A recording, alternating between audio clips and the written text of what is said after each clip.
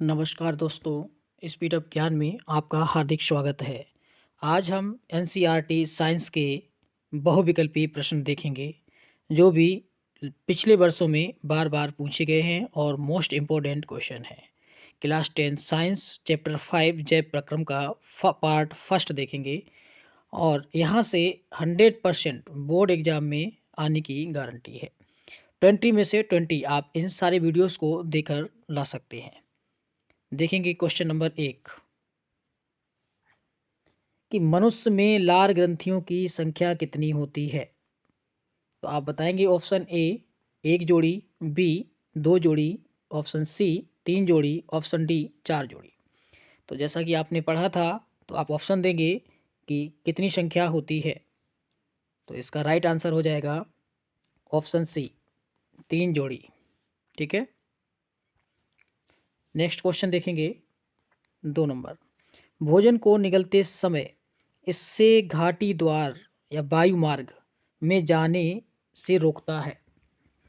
तो option A हो जाएगा एपी फेरिंग्स, बी एपिग्लाटिस, सी एल्वियोलाई, डी श्लेष्मावर। तो बताएंगे कौन सा ऑप्शन सही हो जाएगा आपका। तो इसमें आपका ऑप्शन नंबर बी सही हो जाएगा। ठीक है, एपिग्लाटिस। नेक्स्ट देखेंगे प्रश्न नंबर 3। प्रचलित रूप से ऊर्जा ग्रह कहलाता है। ए क्लोरोप्लास्ट, बी राइबोसोम, सी माइटोकॉन्ड्रिया, डी लाइसोसोम।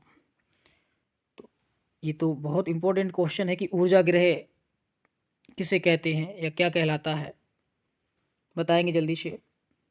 तो इसका सही हो जाएगा ऑप्शन नंबर 3 यानी कि सी माइटोकॉन्ड्रिया।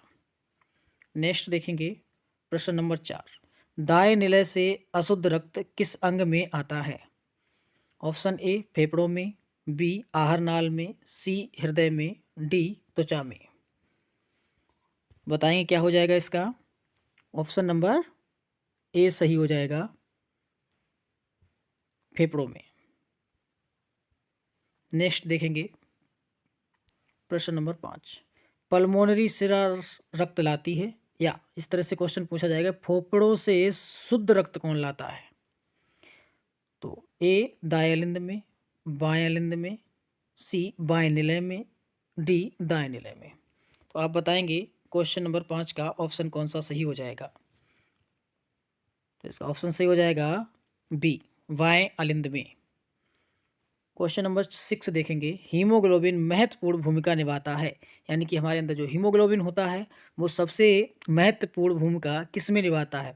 उत्सर्जन में, श्वसन में, पाचन में, ऑप्शन नंबर डी वृद्धि में। तो बताएंगे आप 6 का कौन सा ऑप्शन सही हो जाएगा।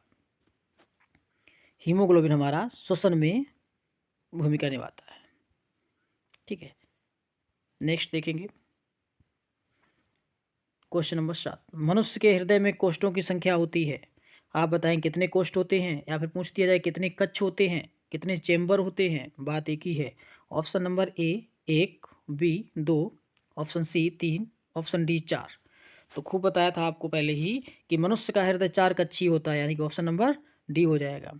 प्रश्न नंबर 4 देखेंगे। आहार नाल की सी के आकार की संरचना होती है, यानी कि कौन सा ऐसा अंग है जिसके सी के आकार की संरचना होती है। ए आमाशय, बी ग्रहणी, सी ग्रसनी और डी क्रमिक रोग परिशेषिका। बताएं कौन सा सही हो जाएगा। तो इसका ऑप्शन बी सही हो जाएगा। ग्रहणी जो होता है हमारा वो सी आकार का होता है। ठीक है, नेक्स्ट देखेंगे प्रश्न नंबर 9। पित्त रस का स्रावण कहाँ से होता है। पित्त रस का स्रावण कहाँ से होता है। पित्ताशय से, यकृत से, अग्नाशय से और डी आमाशय से। बताएं कौन सा सही हो जाएगा। देखिए इस क्वेश्चन में कई बच्चे कंफ्यूज होते हैं, पित्त रस का स्रावण देखते हैं और कर देते हैं पित्ताशय से, लेकिन ये गलत हो जाएगा। इसका ऑप्शन नंबर सी होगा। पित्त रस का स्रावण होता है यकृत से। ठीक है, और जो इकट्ठा होता है वो पित्ताशय में होता है। प्रश्न नंबर 10 देखेंगे। द्वार कोशिकाएं पाई जाती हैं। द्वार कोशिकाएं कहाँ पाई जाती हैं, आप बताएंगे। देखिए ऑप्शन ए जड़ों में, बी रंध्रों में, सी बात रंध्रों में, डी इन सभी में। तो इसका ऑप्शन आपका बी सही हो जाएगा। जो द्वार कोशिकाएं हैं वो रंध्रों में पाई जाती हैं, क्योंकि इस तरह से जो इसका इस आकार से आपका जो फिगर बनता है, ठीक है, यहाँ पर जो द्वार कोशिकाएं पाई जाती हैं, ठीक है, तो वो रंध्रों के अंतर्गत पाई जाती हैं। ऑप्शन नंबर आपका बी सही हो जाएगा। नेक्स्ट 11, मनुष्य में प्रमुख उत्सर्जी अंग क्या है? प्रमुख दिया गया है तो आप बताएंगे प्रमुख उत्सर्जी अंग कौन सा हो जाएगा। ऑप्शन ए त्वचा, बी फेफड़ा, सी आहार नाल और डी वृक्क। तो प्रमुख उत्सर्जी अंग क्या है बताएंगे आप। ऑप्शन नंबर डी वृक्क हो जाएगा। बोमेन संपुट भाग है, बोमेन संपुट किसका भाग होता है बताएंगे। ए पित्तवाहिनी का, बी अग्नाशय वाहिनी का, सी प्रोटेस्ट ग्रंथि का, डी वृक्क नलिका का। तो आप लोग जवाब देंगे क्या हो जाएगा। तो जो बोमेन संपुट भाग होता है वो वृक्क नलिका का होता है, ठीक है। नेक्स्ट देखेंगे क्वेश्चन नंबर 13, ग्लाइकोजेनेसिस क्रिया में बनता है, यानी कि ग्लाइकोजेनेसिस की जो क्रिया होती है उसमें क्या बनता है ये बताएंगे आप। Glucose, B glycogen, C vitamin, D proteins. तो बताएं क्या बनता है इसमें। इसका ऑप्शन बी ठीक हो जाएगा, ग्लाइकोजन। प्रश्न 14 देखेंगे, मनुष्य में वृक्क एक तंत्र का भाग है जो संबंधित होता है, या फिर क्वेश्चन पूछा जाएगा मानव वृक्क का कार्य क्या होता है। तो आप बताएंगे मानव वृक्क का कार्य क्या होता है। आपको पहले वाले क्वेश्चन में भी बता चुके हैं, एक आगे क्वेश्चन आया था, ठीक है। इसमें बताएंगे ए पोषण, बी श्वसन, डी उत्सर्जन एंड सी उत्सर्जन एंड डी परिवहन। बताएंगे क्या हो जाएगा इसका ऑप्शन। तो इसका हो जाएगा उत्सर्जन। आपको भी क्वेश्चन में पूछा गया था कि प्रमुख उत्सर्जी अंग कौन सा है, तो वृक्क था, तो इसमें पूछा गया वृक्क का कार्य, तो उत्सर्जन हो जाएगा। नेक्स्ट देखेंगे क्वेश्चन नंबर 15, ये रिपीटेड आ गया है। क्वेश्चन नंबर 15 देखिए, पादप में जाइलम उत्तरदायी होता है। देखिए कितनी बार पूछा गया है, 19, 20, 22, 23, ठीक, कितना इंपॉर्टेंट है। और पादप में जाइलम उत्तरदायी होता है, जाइलम का क्या कार्य होता है। हमने तो इन बहुत अच्छे से बच्चों को एग्जाम्पल देके समझाया था, और कुछ बच्चों का नाम भी जाइलम फ्लोएम रख दिया था। अब वो बच्चे जरूर इसका कमेंट में जवाब दें, है ना, कि पादप में जाइलम उत्तरदायी किसके लिए होता है, जल के परिवहन के हेतु, या बी भोजन के वहन हेतु, सी एमिनो अम्ल के वहन हेतु, या ऑक्सीजन के वहन हेतु। तो मैंने कहा था जा फॉर जाइलम और जा फॉर जल और जा फॉर जड़, तो यानी कि ऑप्शन हो जाएगा जल के वहन हेतु, ठीक है। नेक्स्ट देखेंगे 16 क्वेश्चन, सुपोषी पोषण के लिए आवश्यक है। सुपोषी पोषण के लिए क्या आवश्यक होता है हमारा, कार्बन डाइऑक्साइड, क्लोरोफिल, सूर्य का प्रकाश, ये सभी बताएंगे। ऑप्शन कौन सा हो जाएगा 16 का सही। तो इसमें तीनों चीज़ों की आवश्यकता होती है, तो ये सभी सही हो जाएगा। प्रश्न नंबर 7 देखेंगे, कोशिकीय प्रक्रमों में ऊर्जा मुद्रा है, यानी कि जो ऊर्जा मुद्रा है वो किस रूप में है। Mitochondria, ATP, glucose, pyruvate. बताएंगे 17 का कौन सा सही हो जाएगा। तो एटीपी के रूप में, एटोनन ट्राइफॉस्फेट, ठीक। 18 देखेंगे, निम्नलिखित समीकरणों में से कौन सा समीकरण प्रकाश संश्लेषण प्रक्रिया का माना जाता है। तो आप इसमें से देखेंगे कि प्रकाश संश्लेषण में किस किस की जरूरत पड़ती है ना, तो वो आपको पता होना चाहिए। देखिए कौन सा हो जाएगा। देखिए प्रकाश संश्लेषण के लिए आपको कार्बन डाइऑक्साइड की भी जरूरत पड़ती है, H2O की जरूरत पड़ती है, यानी कि जल की जरूरत पड़ती है, क्लोरोफिल और सूर्य का प्रकाश, ये सारे एक साथ हैं, वही आपका ऑप्शन सही हो जाएगा। तो ऑप्शन नंबर आपका इसमें सी हो जाएगा सही। इसमें 6CO2, 12H2O, क्लोरोफिल, सूर्य का प्रकाश and C6H12O6, 6CO2 and 6H2O, option number C. प्रश्न नंबर 19 देखेंगे, यकृत स्रावित करता है, यानी यकृत क्या स्रावित करता है ये आप बताएंगे। तो यकृत लार करता है, या जठरस रस करता है, पित्त रस करता है, या अग्नाशय रस करता है। ये पहले भी एक क्वेश्चन में आ चुका है, तो ये पित्त रस का स्रावण करता है, option number C. Question number 20 देखेंगे, पादपों में वायु प्रदूषण कम करने वाली प्रक्रिया है, यानी कि जो हमारे पादप है उसमें वायु प्रदूषण हम कम कैसे कर सकते हैं, किस प्रक्रिया के द्वारा कर सकते हैं, ठीक है। ए श्वसन के द्वारा, बी प्रकाश संश्लेषण के द्वारा, सी बाष्पोषण के द्वारा, डी रसारोहण के द्वारा। तो इसमें हमारी जो प्रकाश संश्लेषण की क्रिया होती है उसके द्वारा हम पादपों में वायु प्रदूषण को कम कर सकते हैं, ऑप्शन नंबर हमारा बी ठीक हो जाएगा। 21, युवा निर्माण होता है, यूरिया का निर्माण आप बताएंगे कहाँ होता है?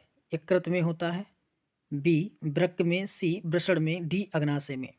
तो यूरिया का निर्माण हमारा यकृत में होता है, ठीक है। 22 बताएंगे। फिर देखो क्वेश्चन आ गया फ्लोएम से, पहले जाइलम से आया, आपकी बार फ्लोएम से पूछा गया। फ्लोएम द्वारा भोजन का स्थानांतरण होता है, यानी कि फ्लोएम द्वारा भोजन का स्थानांतरण किस रूप में होता है? सुक्रोज के रूप में, वसा के रूप में, प्रोटीन के रूप में, या गैसीय रूप में, है ना। तो इसका ऑप्शन नंबर आपका सही हो जाएगा ए, सुक्रोज के रूप में। नेक्स्ट देखेंगे 23, प्रकाश संश्लेषण अभिक्रिया में मुक्त O2 का स्रोत होता है, यानी कि O2 का क्या स्रोत है वो बताएंगे आप। ऑप्शन ए है CO2, बी है जल, सी है वायु, डी है पर्णहरिम के विघटन से। तो इसका कौन सा ऑप्शन सही हो जाएगा? जो O2 हमारा संश्लेषण की अभिक्रिया में मुक्त O2 का स्रोत होता है वो हमारा है जल, जल स्रोत हो जाएगा। 24 का खाद्य पदार्थों का स्थानांतरण होता है। खाद्य पदार्थों का स्थानांतरण किसके द्वारा होता है? जो जाइलम फ्लोएम आपको पढ़ाया था बड़ा अच्छी तरह से, उससे ही ये भी क्वेश्चन है। ऑप्शन ए जाइलम से, बी कार्टेक्स से, सी फ्लोएम से, ठीक है, और डी मज्जा से। तो आप बताएंगे इसमें कौन सा हो जाएगा आपका खाद्य पदार्थों का? तो इसका ऑप्शन नंबर फ्लोएम हो जाएगा, क्योंकि जल का तो जाइलम से होता है ना, और फ्लोएम से खाद्य पदार्थों का, ठीक। 25 देखेंगे। डिक्सन एवं जॉली संबंधित है किससे? रसारोहण से, परासरण से, या अवशोषण से, या डी विसरण से। तो डिक्सन एवं जॉली किससे संबंधित है बताएंगे मित्रों? इसका ऑप्शन नंबर ए हो जाएगा, रसारोहण से। 26 देखेंगे। आहार नाल के पेशी संकुचन को कहते हैं, कितने बार आपको बताया है, और इम्पोर्टेंट भी क्वेश्चन है। आहार नाल के पेशी संकुचन को हम क्रमानुकुंचन कहते हैं। 27 नंबर देखेंगे। ग्लाइकोलिसिस प्रक्रिया में क्या अंतिम उत्पाद है, यानी कि अंतिम उत्पाद क्या प्राप्त होता है, ठीक है। तो 27 नंबर बताएंगे क्या हो जाएगा। ऑप्शन नंबर ए पायरूविक अम्ल, बी सिट्रिक अम्ल, सी ग्लूकोज, और डी ग्लाइकोजन। तो इसमें आपका ऑप्शन ऑप्शन ए सही हो जाएगा, पायरूविक अम्ल, 27 का ए। नेक्स्ट देखेंगे 28। ग्लाइकोलिसिस की प्रक्रिया संपन्न होती है, यानी ग्लाइकोलिसिस की प्रक्रिया कहाँ संपन्न होती है? ए कोशिका द्रव्य में, बी राइसोसोम में, सी माइटोकॉन्ड्रिया में, डी अंतःप्रदबी जालिका में। तो ग्लाइकोलिसिस की प्रक्रिया संपन्न होती है, बताएंगे कहाँ पर? आपकी होती है कोशिका द्रव्य में। 29 देखेंगे।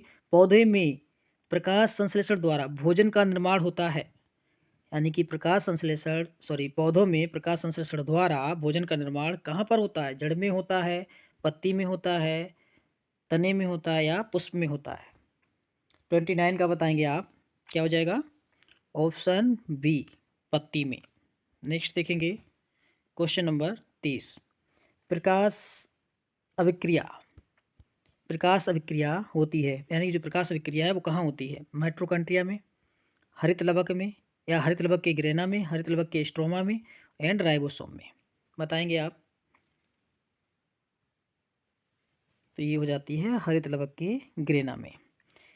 31 देखेंगे। हरित लवक के स्ट्रोमा में कौन सी अभिक्रिया होती है, या कौन सी क्रिया होती है? नंबर ए प्रकाश अभिक्रिया, नंबर बी अप्रकाशीय अभिक्रिया, या फिर दोनों होती हैं, इनमें से कोई नहीं, ठीक है। तो इसका कौन सा हो जाएगा? हरित लवक के स्ट्रोमा में अप्रकाशीय अभिक्रिया होती है, ठीक है, अप्रकाशीय अभिक्रिया होती है। और ये हमारा लास्ट क्वेश्चन था। इसका सेकेंड पार्ट नेक्स्ट वीडियो में लाएंगे, और ये सभी इम्पोर्टेंट क्वेश्चन हैं, जैसा कि आप देख पा रहे थे कि ये किसी न किसी एग्ज़ाम में पूछे गए हैं, ठीक है। आप देख सकते हैं ऐसा कोई क्वेश्चन नहीं होगा जो किसी न किसी एग्ज़ाम में रिपीटेड ना हुआ हो, ठीक है। सारे ही इम्पोर्टेंट क्वेश्चन हैं। आप इन सभी को बार बार वीडियो को देखें, और वीडियो को फुल वीडियो वॉच करें, है ना, जिससे आपके 20 में 20 मार्क्स आ सकें। और वीडियो को ज़्यादा से ज़्यादा शेयर करें, लाइक करें, एंड कमेंट भी करें आपको वीडियो कैसा लगता है, ठीक है। और इसी के साथ हम अपनी वीडियो को समाप्त करते हैं। कल मिलेंगे नेक्स्ट वीडियो में। Thank you.